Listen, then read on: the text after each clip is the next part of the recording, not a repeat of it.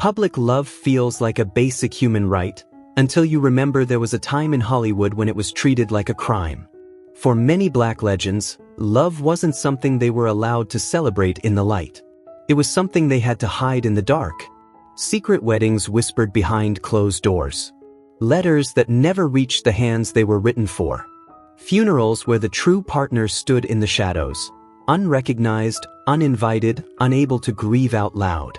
Hollywood didn't just control careers. It controlled hearts. And when love crossed the forbidden lines of race, image, and power, it wasn't just discouraged, it was erased. These weren't scandals. They were love stories. And they were buried. Tonight, we're uncovering 17 romances they tried to hide, stories of devotion that defied an industry determined to silence them. Because when love was labeled wrong, the price wasn't just reputation. Sometimes, it was a lifetime of secrecy. Sometimes, it was dying alone. And if even one of these stories tightens your chest, leave a comment. Say their names. Because they were silenced once. They don't deserve to disappear twice. Ike Jones, the husband no one was allowed to see. April 30th, 1970. 2 tickets to Rome sat on the kitchen counter. Ike Jones had folded them neatly inside a brown envelope, the edges pressed flat like a promise he was afraid to wrinkle. Rome was supposed to be freedom. No contracts. No lies. No hiding. Just a man and his wife walking in daylight for the first time in 9 years. But America didn't know she was his wife. To the public, Inger Stevens was the flawless blonde starlet, soft voice, porcelain skin, the embodiment of white Hollywood fantasy. To Ike, she was the woman who whispered, "One day we won't have to pretend." They had married quietly in 1961. No photographers. No headlines. Just a pastor, a driver, and a vow spoken like a secret code. Because in that era, a white box office darling married to a black producer wasn't romance. It was career suicide. So they built a double life. Apartments rented under false names. Dinner reservations staggered 30 minutes apart. Letters written, then burned. At industry parties, Ike stood 3 steps behind her, close enough to protect, far enough to disappear. Then one day, a love letter slipped into the wrong hands. The studio summoned Inger. Sign this new contract. No public association. No scandal. Or we end you. That night she cried. Ike held her and told her to sign. Not because he didn't love her, but because he knew what Hollywood could do to a black man who refused to step aside. Silence became their survival. Until the phone rang. Inger was found on her kitchen floor. Sleeping pills. Officially ruled suicide. When the obituary ran, Ike's name wasn't there. No one identified him as her husband. No one invited him to the funeral. Still he came. Black hat. White flowers. Standing at the very back as strangers wept for the woman he had shared a bed with for nearly a decade. He didn't step forward. Didn't speak. Didn't claim her. He just whispered, barely audible, "I'm sorry I couldn't love you in the light." Then he disappeared into the crowd, the way he had always been forced to. Some love stories end with a kiss. Theirs ended with a man watching his own marriage lowered into the ground, hymned. Donny Hathaway, The Night the Music Stopped. By 1978, Donny Hathaway's voice wasn't just famous, it was sacred. When he sang with Roberta Flack, it didn't feel like a duet. It felt like confession. Behind the velvet curtains and gold records, something deeper had grown. Quiet dinners after sessions. Long studio nights where silence between them said more than lyrics ever could. They planned, softly, carefully, to go public after the tour. But the label had other plans. Roberta was being positioned as refined, intellectual, untouchable. Donny, already battling schizophrenia, was considered unstable. The message was blunt. If she ties her image to his projects disappear. So they swallowed the truth. And silence is poison to a fragile mind. Donny began hearing things, whispers in empty studios, conspiracies in harmless conversations. He believed Roberta was being watched, controlled, used. One night he slammed his fists against a piano, sobbing, shouting her name like it was the only word keeping him tethered to earth. January 13, 1979. Manhattan. The Essex House Hotel rose cold against the winter sky. He checked into room 1511 alone. No wake-up call, he reportedly told the desk. I'll wake up different tomorrow. Around 10 p.m., guests heard piano chords drifting unevenly from above, beautiful, then fractured, then abrupt. Near midnight, a shout pierced the hallway. I forgive you. Glass shattered. Donny Hathaway fell 15 stories onto the hotel's lobby roof. In his coat pocket, police found a small necklace, a gift never delivered. No final note. No explanation. The headlines said suicide. The industry said mental illness. But those who knew him said something quieter. He didn't just lose his balance that night.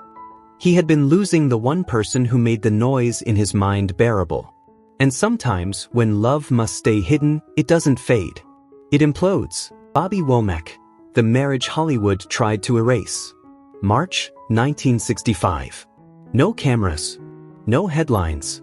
Just a dim room, a quick vow, and a silence so heavy it felt like guilt.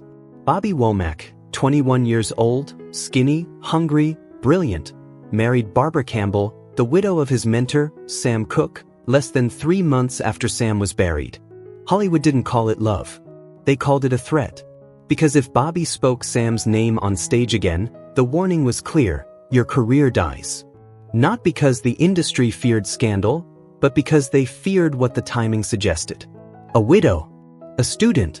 A legend dead too soon. A story that didn't add up.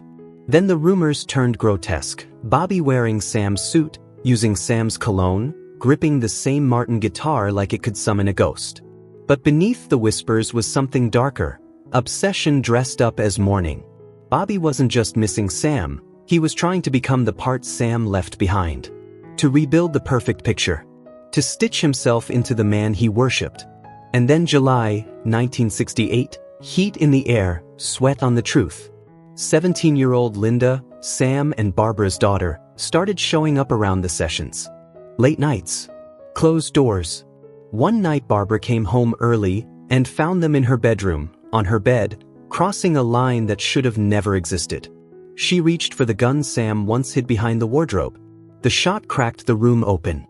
The bullet grazed Bobby's temple, close enough to leave him alive, but branded. By morning, the studio moved like an executioner. Recordings canceled, names erased, the marriage spoken of like a contagious lie. Bobby kept performing, smiling, touring. But every time he lifted that guitar, it wasn't music he was holding. It was a secret so huge it could swallow the stage whole. Marvin Gaye and Tammy Terrell, the collapse no one could undo. October 14, 1967. Hampton, Virginia. The crowd was swaying. The band was tight. The spotlight burned gold. Marvin Gaye leaned toward Tammy Terrell as they sang Your Precious Love. She smiled at him, that bright, weightless smile, and then her eyes went empty. Her body stiffened. And in the middle of the chorus, she collapsed into his arms. For a split second, the audience thought it was choreography. A dramatic dip. A romantic fall. Then Marvin felt the weight. Real weight. Backstage chaos erupted. Someone screamed she was bleeding from her ear. Doctors would later say brain tumor. Terminal. But in the quiet corners of the hospital, whispers traveled differently, old head trauma, damage that didn't begin that night. Because before Marvin, Tammy had been linked to David Ruffin, brilliant, volatile, violent. There were stories. Black eyes covered with makeup. Falls down stairs that no one believed. Motown didn't want scandal. They wanted magic. So Marvin and Tammy kept singing, in studios instead of on stages. He sat beside her hospital bed with lyric sheets. She recorded through headaches that split her skull. When she forgot lines, he finished them softly, like stitching her memory back together. They never confirmed a romance. The label preferred mystery. Chemistry sold better than truth. For 3 years, Marvin watched the light drain from her. In her final months, she stopped recognizing him. The man who once made her laugh between takes became just another blurred face in a white room. March 16, 1970. Tammy Terrell died at 24. Marvin didn't attend the funeral publicly. Some say he stood at a distance behind gravestones, clutching an unreleased cassette, a song they never finished. After her death, he refused to perform many of their duets again. Locked himself away. Depression wrapped around him like winter that wouldn't end. Years later, when Marvin Gaye was shot by his own father on his 44th birthday, a diary entry was found among his things. "I didn't just lose her. I lost the part of me that still believed love could survive the industry. On stage, they were perfection. Off stage, they were fragile. And sometimes, the loudest applause can't drown out the quiet damage already done." Sam Cooke, the wife he wasn't allowed to have. Before the headlines. Before the hotel room. Before the gunshot that ended the King of Soul. There was a church in Chicago. Early 1950s. Wooden pews. Gospel harmonies. Sam Cooke was still just a young man with heaven in his throat when he met Dolores Mohawk, a backup singer who saw him before the Suits did. "You sing like you're already leaving us," she once told him. They fell in love fast. Married even faster. Quietly. No press. No announcement. Because once Sam crossed over from gospel to pop, the rules changed. The label built him into a fantasy, handsome, charming, available, marketable to white America. A visible black wife didn't fit that strategy. So Dolores became a ghost in her own marriage. No red carpets. No public photos. No hand-holding at premieres. She watched her husband rise into superstardom from the shadows, cheering for him in living rooms where she was introduced as a friend. By 1958, Sam was untouchable. Hits climbing charts. Women screaming his name. And whispers of affairs trailing behind tour buses. Dolores endured. Until she couldn't. He promised her once, "When it's safe, I'll tell the world." Safe never came. They divorced quietly. No spectacle. No alimony battles. Just a signature that erased a marriage most fans never knew existed. But she never stopped loving him. On March 22, 1959, Dolores drove through the dark California highway carrying a letter unsent. The last line read, "If you still love me, I'll wait." Her car crashed before dawn. No clear brake marks. No clear answers. 5 years later, in December 1964, Sam Cooke was shot dead in a Los Angeles motel under circumstances that still spark debate. When police inventoried his belongings, inside his wallet was an old, folded photograph. On the back, ink blurred by water, were 3 faint words. "I waited too. Some loves are forbidden. Some are hidden. And some are buried twice, once by the industry and once by time." Sammy Davis Jr. and Kim Novak. The love that needed protection. Hollywood was polished on the surface and brutal underneath. Sammy Davis Jr. was rising fast, a Rat Pack sensation, electric on stage, impossible to ignore. Kim Novak was Columbia Pictures' platinum blonde investment, carefully sculpted to embody America's white fantasy. And they fell in love. Not for publicity. Not for rebellion. Just 2 young stars drawn to each other in a city built on illusion. But interracial love in 1957 wasn't romantic in the eyes of studio executives. It was combustible. When the press caught wind of their relationship, the backlash wasn't subtle. Threats poured in. Hate mail stacked up. Powerful men whispered about box office losses in the South. Sponsors panicked. Then came the pressure. Columbia studio head allegedly warned Sammy to end it. Immediately. There were darker rumors too. Intimidation, even physical threats from men who believed a black man dating Hollywood's blonde starlet was an act of defiance. One night, during what should have been a quiet dinner, the tension turned violent. Accounts vary, but what's certain is this. Sammy walked away bloodied, not just physically, but symbolically. The message was clear. Choose love and lose everything. So they ended it. Publicly, it was framed as scheduling conflicts.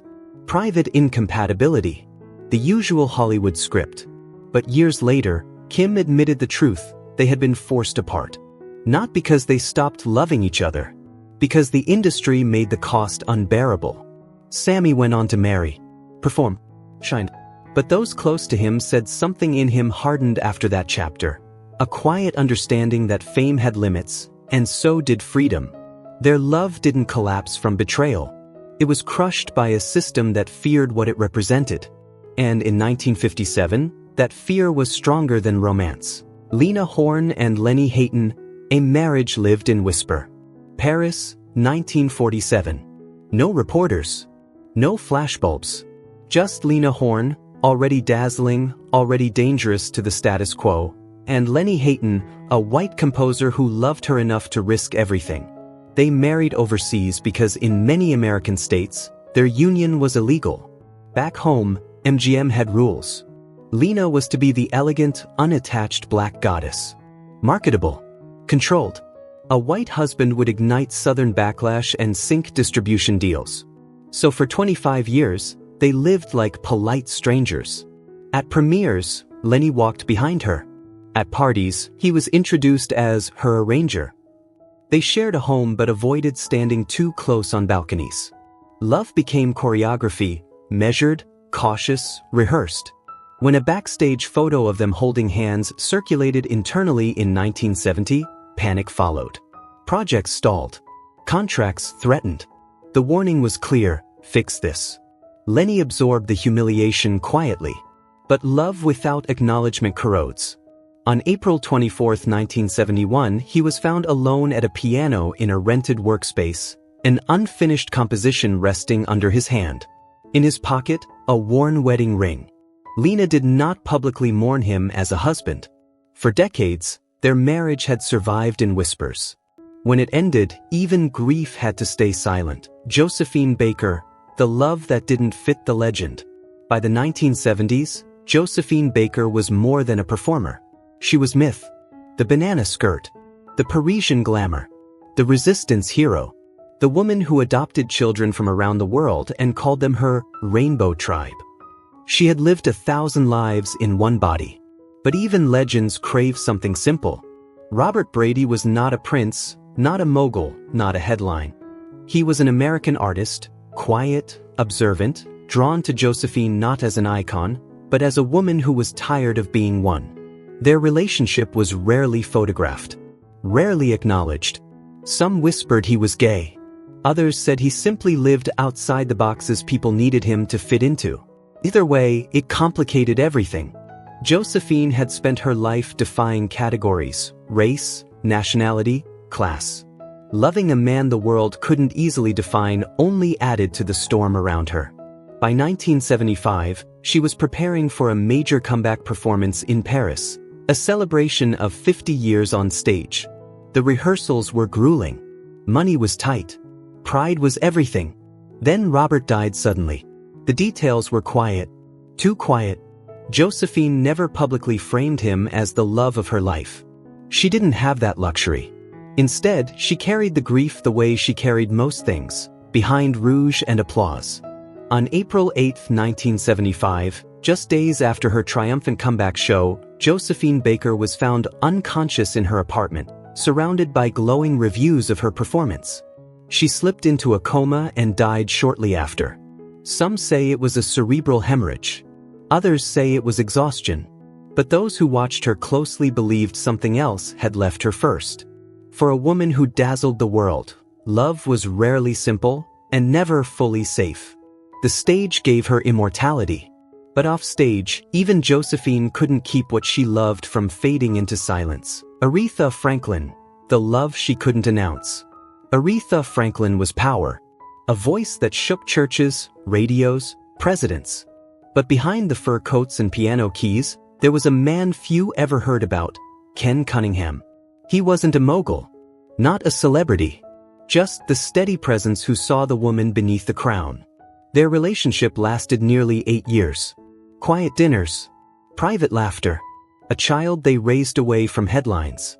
But the Queen of Soul wasn't supposed to look ordinary in love. The industry preferred mystery, distance. Ken lived in the margins of her fame. In 1976, as Aretha prepared for a major tour, Ken disappeared. No press conference. No scandal. Just a short note left behind. "I can't keep standing in the shadow." The tour faltered. Shows were canceled. Publicly, it was called exhaustion. Privately, it was heartbreak. Years later, in a travel case she kept close, there was an old photo, Aretha, Ken, and their son. On the back, faded ink. We were real. That was enough. Some loves don't explode. They simply fade, because the spotlight was never built to share. Dorothy Dandridge, the love that cost her everything. Dorothy Dandridge was the first black woman nominated for an Academy Award for Best Actress. She wasn't just beautiful, she was historic. And she fell in love with the most dangerous kind of man in Hollywood. Otto Preminger was powerful, but a director with the authority to make or break careers. When he chose Dorothy as the star of Carmen Jones, their professional chemistry ignited into something far more intimate. But Otto was married, and Dorothy was black. In 1950s Hollywood, that combination wasn't scandal, it was destruction. He promised her roles, promised protection, promised a future. She believed him. At industry events, he stood close enough to whisper, but never close enough to claim her. When rumors surfaced, he denied them. Publicly, she was difficult, emotional, unstable. Privately, she was in love. Dorothy wanted legitimacy, marriage, a name beside hers in daylight. Otto wanted control. When she finally demanded more than secrecy, the roles slowed. The phone stopped ringing. The same industry that once praised her began labeling her box office poison. By 1965, Dorothy was drowning in debt, depression, and professional exile. On September 8, 1965, she was found dead in her apartment at just 42 years old. An overdose. Accidental, they said. Hollywood moved on quickly. Otto's career did not collapse. His reputation remained intact. But Dorothy's love story, the one that shaped her rise and contributed to her fall, was quietly erased from the narrative. She had asked one question that echoed too loudly for her time. Will you ever love me in the open? The answer came not in words, but in silence. Whitney Houston and Robin Crawford, the love they made disappear. Before the bodyguards, before the world tours, before the tabloid storms, there was Whitney and Robin. They met as teenagers in New Jersey, two young women chasing music, sharing secrets, sleeping on the same narrow bed after long rehearsals. Whitney once said Robin made her feel safe, grounded. But as Whitney's star began to rise, the rules changed. A black pop princess in the 1980s had to be flawless, marketable, heterosexual. The industry didn't just suggest it, they enforced it. According to those close to them, Whitney's family confronted the relationship. The message was clear: this cannot become public. Not if you want superstardom. So they rebranded it. Best friends, assistant, confidant. Robin stayed by Whitney's side through recording sessions and early fame. But as pressure mounted, the intimacy had to retreat. Whitney dated men, then married Bobby Brown. The narrative was sealed. Robin eventually stepped away. Years later, when Whitney Houston was found lifeless in a Beverly Hills hotel bathtub in 2012, the world mourned the icon. The voice, the tragedy. But those who knew her said something else had been lost long before that night. Not just control, not just innocence, but the one person she once loved without fear, before the world told her she couldn't. Some love stories don't end in betrayal. They end in silence, enforced by fame. Cicely Tyson and Miles Davis, a marriage without shelter. When Cicely Tyson married Miles Davis in 1981, it wasn't a fairy tale. It was a collision. She was grace, discipline, dignity carved into every role. He was genius wrapped in chaos, addiction, volatility, brilliance that burned too hot. They wed quietly in Malibu. No spectacle, no glossy magazine spread. Just vows exchanged between two icons who had already survived too much. But marriage didn't soften Miles. Cicely later described nights filled with tension, music blasting, silence thicker than smoke, love competing with ego. Publicly, they were rarely photographed as husband and wife. Privately, she fought to hold together a man who resisted being held. By 1988, the marriage fractured. When Miles died in 1991 from complications of pneumonia and respiratory failure, headlines focused on the legend. The trumpet, the innovation, the mystique. Sicily was barely mentioned. No grand acknowledgement of what they had tried to build. No sweeping tribute to the woman who stood beside him in some of his darkest years. A marriage between giants, reduced to a footnote. Sometimes love doesn't collapse in scandal. It simply erodes under the weight of two powerful storms. Eartha Kitt and Charles Revson, the love that chose power. Eartha Kitt was fire in human form, velvet voice, feline grace. A woman who could command a room with one raised eyebrow. And she fell for Charles Revson, the billionaire founder of Revlon. Their romance unfolded behind penthouse doors and private dinners, far from cameras. He adored her brilliance. She believed, for a moment, that love could outrank status. But America in the 1960s wasn't ready for a cosmetics king publicly choosing a black woman as his partner. When it came time to solidify his brand's image, Revson made his decision. Not with a conversation, but with a campaign. A new lipstick launch. A white model front and center. And a quiet message delivered to Eartha: this cannot continue. He chose empire over intimacy. Eartha rarely spoke of him again. But those close to her said something shifted after that. The laughter sharpened. The independence hardened. She once said, "I fell in love with a man who was more afraid of losing power than losing me." And in Hollywood, power almost always wins. Angela Davis and George Jackson, love on borrowed time. Their romance was written in ink and prison bars. Angela Davis, scholar and revolutionary, met George Jackson through letters while he was incarcerated in San Quentin. His words were fierce, poetic, alive with defiance. Hers were steady, brilliant, filled with belief. They fell in love without touch. Every letter slipped past prison censors felt like a victory. Every "I love you" carried the weight of surveillance, of a country that feared them both. On August 21, 1971, George was shot and killed inside the prison yard. Officials called it an escape attempt. Supporters called it execution. When his body was returned, a blood-stained letter was found in his pocket. It ended simply, "All my love." Angela never got to answer. Their love never had a home, a wedding, or even a final goodbye. Only paper. And history. Etta James and Artis Mills, the love that couldn't survive the damage. Etta James loved hard. On stage, her voice could beg, break, and burn in a single note. Off stage, she fought addiction like a war she kept losing. Artis Mills married her knowing the chaos. He stood beside her through arrests, relapses, courtrooms. Once, he even took the blame in a drug case, serving time while her career staggered forward. But sacrifice builds resentment when healing never comes.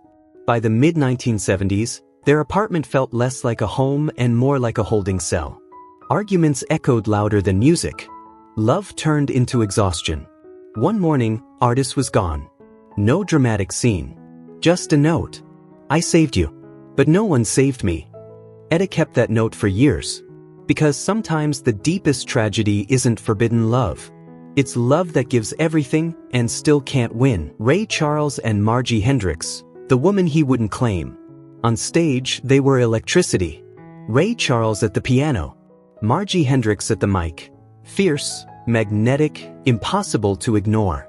When they performed Hit the Road Jack, it sounded playful. Teasing. Alive. Off stage, it was anything but. Margie wasn't just one of the Rielettes. She was Ray's lover. Passionate. Thoughtful.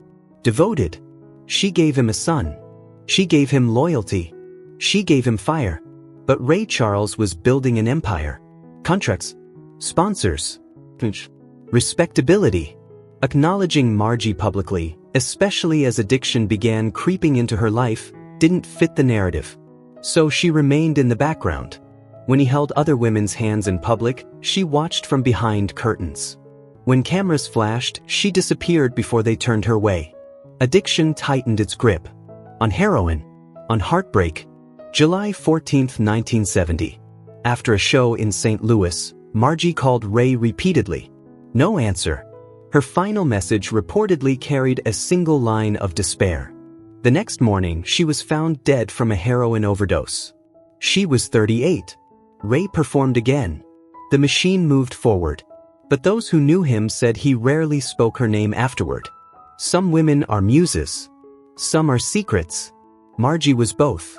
And loving a legend doesn't guarantee you'll be remembered beside him. Little bedside table. There was Billy and Joe.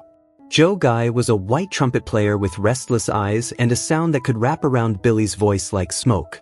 In the 1940s, a black jazz icon loving a white man wasn't scandal, it was danger. They met in clubs thick with liquor and low light. He played. She sang. After hours, they stayed behind, building a world no headline could define. But love doesn't cure addiction. In 1947, police stormed their hotel room on drug charges. Billy was arrested. Joe stood there, stunned, silent, as they took her away. He didn't follow. Whether it was fear, self-preservation, or exhaustion, he let her go alone. 12 years later, in 1959, Billie Holiday lay dying in a New York hospital, under police guard for narcotics possession even as her body failed. No trumpet, no applause. Just a faded photograph of her and Joe, tucked among her things like proof that once, someone held her without judgment. She died at 44. The world remembers her voice. Few remember the man who once promised to save her, and couldn't. Some love stories don't end in fireworks. They end in hospital rooms, with a song still unfinished. Hollywood has sold the world its illusions, while depriving its own stars of the simplest truth, the right to hold hands with the one they love under the spotlight. So tell me, which story resonates with you the longest? And if history were more merciful, which love do you think would survive? Comment below. Subscribe and hit the bell icon. Share this post so their love isn't buried twice. And stay tuned for more stories that the spotlight has tried to erase.